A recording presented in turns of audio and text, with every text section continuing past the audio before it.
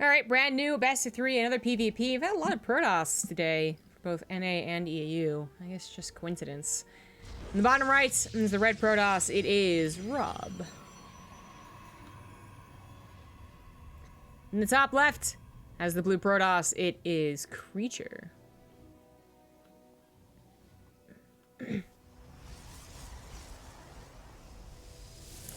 Okay, so Creature showing some of his PvP in the last series. Rob probably watching, since he figured he'd be facing one of the two Protoss. He just knows what race he's up against, and he would know the styles of the two players by the end of the whole best of 3, if he didn't already. So, probably watching as an idea of how Creature's going to play. Now, Creature actually, I don't want to say that he played badly. Of course he didn't. He won. He actually played rather well. But there were certainly, it felt like more moments where I was like, well, hold on here. Does Creature actually have a chance to win this one? I mean, last game, he was down how many probes for a significant amount of time. And it really did feel like just because he had the better positioning, it's the only reason he was able to win. Otherwise, he was straight up behind. But a win's a win, so even if it looks a little bit sloppier, or it looks a little bit more like the other person threw a little bit, it also puts Creature in this series here, and Rob is equally capable of making mistakes. Everyone in StarCraft is capable of making mistakes, even likes of Cyril. So, as good as it is sometimes, just assume that your opponent is playing really, really well. You shouldn't discount the idea that they are actually messing up as well. Especially when you're not a pro, not GM. You get supply capped for 1.5 minutes, or supply blocked rather, and you're like, wow, I probably just lose this game, right? Pretty bad. Well, your opponent could be doing the same thing. You never know. But anyways, didn't mean to like pull anyone down there. It's just that Creature did look a little shaky, and maybe Rob is thinking that in a stand-up PvP, he actually might have a better chance than him canning. Not really sure. These guys probably have long histories together of practicing against each other on ladder, and they probably have a very good idea as to what to expect. It's just that we don't really have that intel. So Stalker Sentry opener for Rob. The pylon of Creature is going to scout that. Rob is still in the base of this probe, so no pylon needed here. And you'll lose the probe, but we'll scout that it's a double Stalker opening. You don't usually get to see what follows up either one of these openers. Nexus coming down for Rob very quickly. Creature is investing into 2 more Stalkers before he throws his down, and will be able to provide some of that pressure that actually we saw last game. Creature was piling on the Stalker pressure to him canning. It could have snowballed, but it didn't. Is it going to snowball here because 2 sentries are not exactly a true fighting force? The Creature would have to commit to that attack without really knowing what the follow-up is here. I mean, he knows there was a sentry Stalker opener, but what if he attacks and it's a Stargate finishing and the Oracle comes in while he's still focusing on the attack type deal?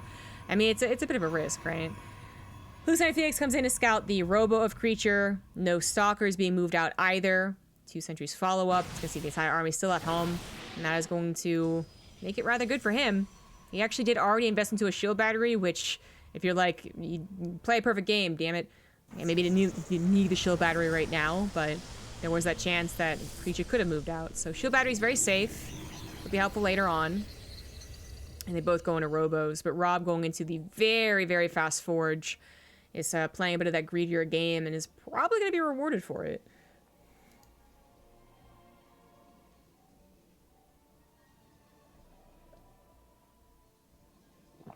Foxer versus Warren, 35 minutes first map. No. This happens. Seems to happen more on NA than EU, but even Europe took a very long time. Good luck to anyone who makes it down to the lower bracket. Yeesh.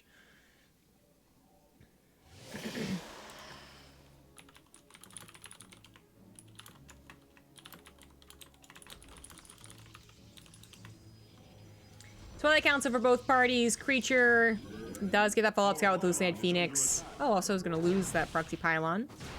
That's fine there for Rob's Stalkers.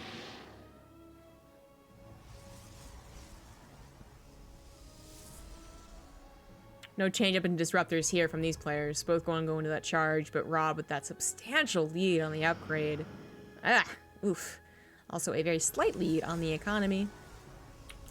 You can see that is actually at one point or another quite huge. 300 minerals at one point. It's nice. gas taking a little bit faster. Everything should be a little bit faster for Rob. This is the position that Creature found himself in multiple games against Canning, behind a little bit or even really behind, and still managed to bring it back.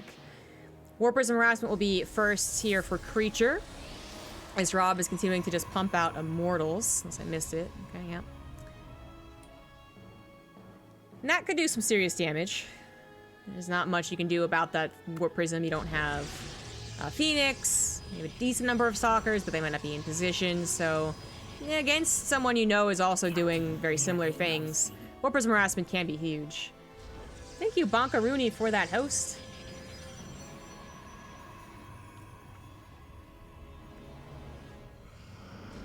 Welcome to the NA Open Qualifiers, but also welcome to Book Club. You notice everyone talking about books in chat. Yep, that's what we're talking about.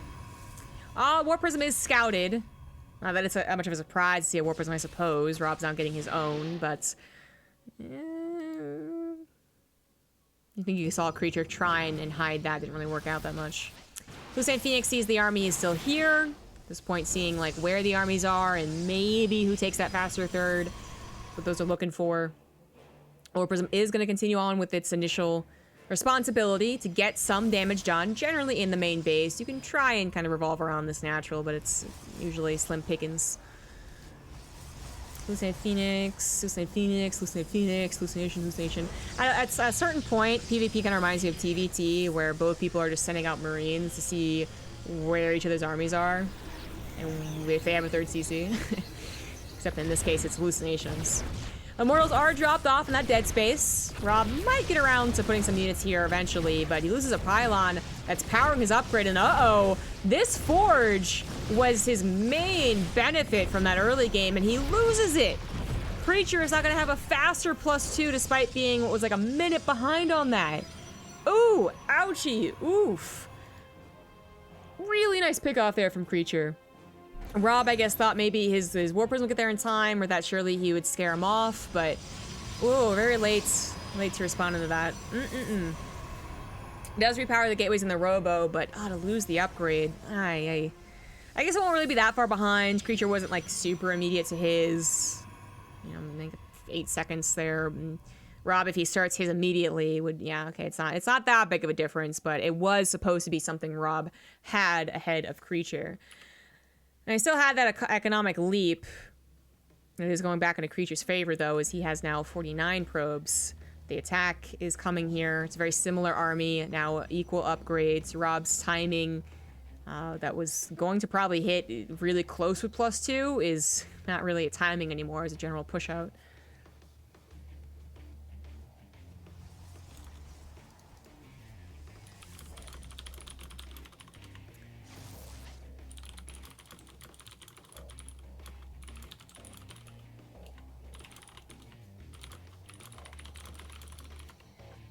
Oh my god, I'm getting sucked into the nerd talk. Okay, much more important things are happening. So Rob not just going for the main attack, but also going for a huge warp in the main base. Alongside the double Immortals, going to depower a decent number of gateways and that Robo. Well, meanwhile, attacking to the front base with a much bigger army than what Creature left back here. So this turn's really awkward for Creature. Actually, his army is... what is it doing, actually? It's going somewhere. I don't know. It's a misclick AI. Something happened. Now trying to join up with the rest of it, but that's just a small arm on the backside that Rob could simply just escape from there and take down the units with him. Now his Stalkers are getting chopped to bits by these Zealots, so Rob is bleeding out a little bit, but back to that main base. +2 has been depowered, so Rob takes the lead again there and is still doing a lot of damage, taking out gateways, pylons. A Robo goes down, more Zealots are warped in. Rob really digging in with this Warp Prism, is probably going to win the game off the back of it. And that's actually probably it, because Creature goes all the way up to the main base with his entire army. Leaves his third vulnerable. Now Rob does not have his own third base. So if this was it, if he only got the third Nexus, you know, maybe it's fair game. But he doesn't only get the Nexus. He got so much production, so many probes, and that is it. Rob takes game number 1.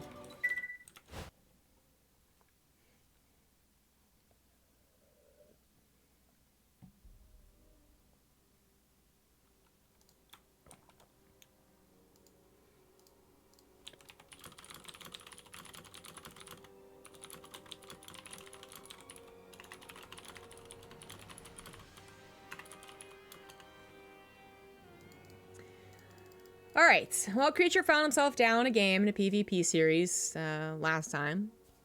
Totally capable of bringing it back. Oh, it's going to be near 0? Ooh, okay.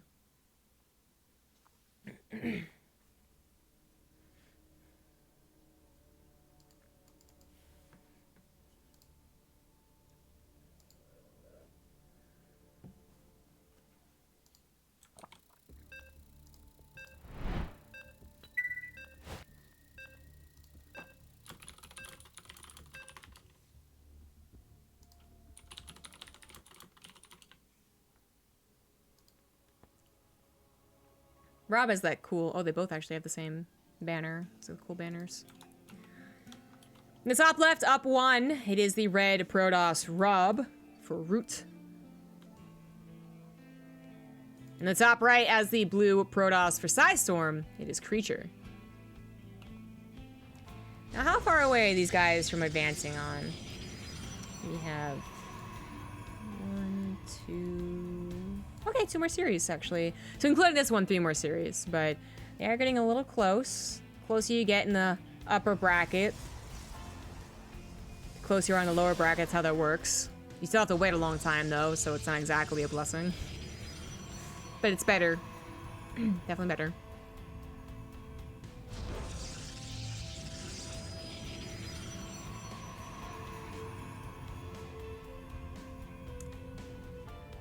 Oh, it's going for the gateway at the wall. I feel now a need to, save this because we do have multiple Protoss deciding not to go for walls every single time.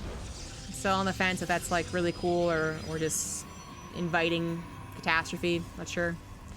Alright. Scouting around for, I guess, maybe a probe there? And then going for the actual scout. Creature, gonna guess this is for a proxy pylon. Now, does he use the pylon is the question. We've already seen him hide the second pylon, and then he quickly slapped down the third to keep up appearances. Is that what he's gonna do again here?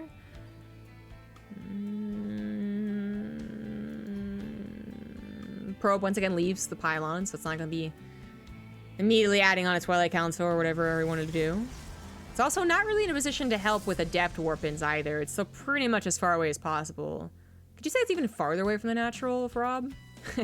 Could you? Okay, so here we go. So this actually just looks like he's proxying him, like, legit. So Rob's like, where the hell's second pylon, man? Where is it, man? Mine's here. Where's yours? And that's gonna be the panic. So maybe he opens up with a Phoenix, assuming that it's an Oracle, or maybe he wasn't going to open up with a Stargate, but decides to. I think he was opening up with a Stargate. He had that much gas to go for a Stargate. Yeah, I think it was the plan. But maybe he changes what he produces from said Stargate because of it. So he is looking for a pylon, and that's really great, because either he finds the Stargate and confirms that it's an Oracle first, or whatever it is, or he finds a pylon with nothing on it and says, oh, hey, like, you got me. But this is a big map. You really aren't going to find that pylon easily, and he's not going to find it. So we'll see what comes out from that Stargate. 2 adepts will go forward and be met just a little bit, yeah, actually a lot with the Stalkers. Really nice coverage there from creatures scouting Stalkers. They were looking for the adepts as well as any, I suppose, probes that might be trying to make their way in, sneaky peeky like.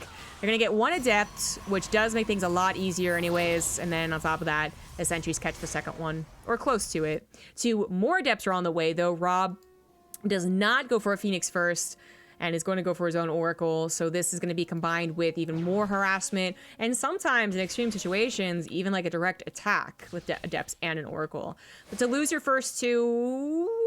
Yeah, okay, lose your first 2... does suck. These next 2 are shading past the Stalkers, which sounds great, but they're not shading into the main base, so they really still aren't doing very much, and this shield battery actually finished, so they really can't shade into the main base. Rob is going to go ahead and just stock up on his Oracles. There is a shield battery finishing for creature in the main, despite not knowing exactly what's on the way. Now he'll figure it out. There we go. And be happy as a shield battery. Shield battery only works so much, though, right? Because there's going to be a second Oracle, but now he can position his units correctly. So, good stuff there. Twilight Council is an immediate follow-up here for Rob. Creature still working on the Robo. There we go. And what's this? A shield battery at the front as well, expecting perhaps an attack to the front. And that's unfortunate. Shield battery goes down to the sentries, and the adepts are allowed in. No probe there to block it again, so the sentries go down. And on top of that, probes are going to go down. Shield batteries do not help against 2 adept shots. They don't help against 2 oracles either. Maybe some missplit firing there on the adepts means that only 4 probes go down, and a lot of stalkers did respond fairly quickly, so that wasn't as bad as it could have been, especially because the oracles also weren't included in that. That could have been everything all at once, but either not feeling confident that it would have done a lot of damage, or just, you know, straight up just being a little bit mistimed. 2 oracles are still left to their own, trying to find damage on their own, which are gonna find a little bit here. 2 stalkers won't stop 2 oracles, but with that change, oh god, with a change to the Oracle armor type, yeah, Oracles aren't as scary as they once were. So that one went down really, really quickly. This one gonna be used for a stasis trap. That's what you gotta do, I suppose. Nice little pull there from Creature. Nice handling of an early game. This might all seem like, oh, this is really a big deal. It could have been a huge deal. Lots more probes could have died. Or on the flip side, maybe Creature has even like better response to it, but no, it could have been worse in the other direction, in my opinion. 6 adepts, you know, the first 2 live, and 4 more come out, plus 2 oracles, and even if you split absolutely correctly, it's really hard to take a lot of damage from that. But things went as they went, and now Rob is down to just a single oracle for some scouting, really. But behind all of that aggression was doing his own pro production, so he's actually even a little bit ahead, and going into that Twilight Council tech, decided to go for Blink. So these stalkers will be able to control the map for a little while, certainly be able to help out against Warp Prism harassment, which has been Creature's more of his thing than I think the other Protosses so far, although obviously both Protosses do the Warp Prism harassment. 4 stalkers will one-shot a probe. It's a sweet number, but I don't think he expected to see Blink, and he definitely overstayed his welcome. So the stalkers will all die, the Warp Prism dies. This was a very hefty loss, almost already making the Blink worth it. But then on top of this, Rob should be able to go ahead and kind of patrol around the map, and stalkers shouldn't be underestimated in direct engagements. They're micro against immortals. Obviously, you pop the shield, you run away, you come back, and be very, very good. And their straight-up damage isn't really that bad. We're talking 10 minutes, and, you know, the Archon charge lot format, like, yeah, okay, maybe stalkers don't look that great, but they actually are pretty decent right now, and they were already, as I said, kind of paid for themselves. That was a really, really nice pick-off. Very easy to do. Also takes care of the Adept without too much damage, and the game does go on with Creature. You're not feeling super uncomfortable, I'm guessing. He is probably safe on 2 bases, but this is a chance for Rob to perhaps get a faster 3rd base, and to perhaps try and snipe some really important units, if not the Immortal, maybe like a Sentry, which is probably going to happen. And then if Creature were to go ahead and try and follow through, oh wow, he's actually really committing to this. Blinking forward, taking out the Immortal, taking out the Stalkers. Sentry's the last thing he's worried about, as he just blinked past their force fields. But if he had misjudged that, then Creature could have maybe like pushed out and been like, aha, gotcha. That's what the stasis trap is for. It's a really good play here from Rob, as he gets a Sentry finally there. Easy, easy pick off. Behind this, he is going into a robotic space. Not like a quick 3rd, but actually double pumped Disruptors to complement that blink. Not what I expected. I don't really know Rob's playstyle through and through, but apparently he does have the capabilities to play into the Disruptors. Now, Creature did go for charge first, but is changing things up here. Maybe feeling like he's too far behind. Might also be changing into Disruptors, but he will be late to the party. And again, losing more units to the Stalkers. Rob doing a great job. Finally loses that Observer. So no more high ground vision. Maybe he doesn't pick things off as easily, but he's already picked off so much. And the Oracle is checking around for any Warp Prism shenanigans. So Creature is trying to build a proxy pylon to get something done on his opponent's side of the map. It's been all about the damage he's taken, and it is looking kind of grim for Creature, who's already down a game. Zealot does pop the stasis trap. Way to go, Zealot. You weren't supposed to zoom towards those stalkers, but they did. At least you did that, buddy. At least you did that. I am honestly confused about the blink here. I guess... No, actually, this is where I'll leave it up to the Protoss experts, but it doesn't feel like a blink swap at this point is good. Like, maybe if it's much earlier and you both had a decent number of stalkers and you're like, oh, actually he has blink, maybe I should go ahead and give it 2. But He is not going to Disruptors. He added on that Templar Archives. He's actually adding on a Gateway as well, going for, I guess, an all-in, which makes sense from his position, but already off to a bad start. Takes a lot of damage on those Immortals. Disruptor will probably lose its life, I guess. It can't blink away, but so many Stalkers will live here, cutting once again back into a Stasis Trap. Will just tear apart the Zealots once the charge is done, and actually gets the Immortals too, because again, Disruptor popped their shields and did a lot of damage. Creature is not going to be able to win this game. I wasn't hopeful to begin with, and then he tries to break out, and Rob just slices and dices super easily. The soccer count is just too good.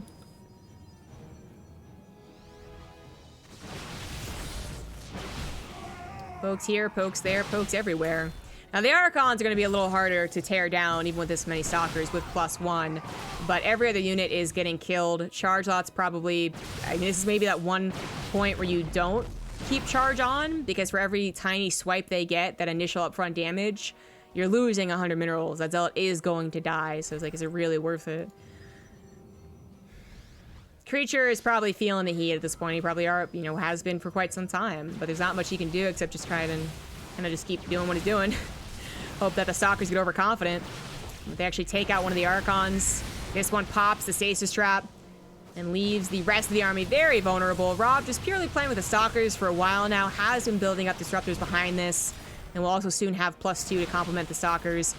They are getting awfully low on health, so we finally have the pickoffs going in favor of Creature. And I did not think that Blink would be worth it, but look at this. He actually now is at a point where his Stalker count is on par, or at least more on par with his opponent. You know what, not really. For temporarily it was, but then comes Rob's reinforcements. He had 9 more Stalkers in his back pocket, and 5 Disruptors as well, so yeah, okay. But that's what Creature was probably hoping for, was that a chance to beat back the Stalker count and then Blink after his opponent, initiate a counter and an all-in. That's, as a game plan goes, I can definitely see how that could work. It just didn't this game. He was already in a pretty bad position. And these Disruptor shots should do the trick. Oh my god. Yep. That's gonna be it. Rob will take the 2-0. Looking quite good in PvP. Quite good.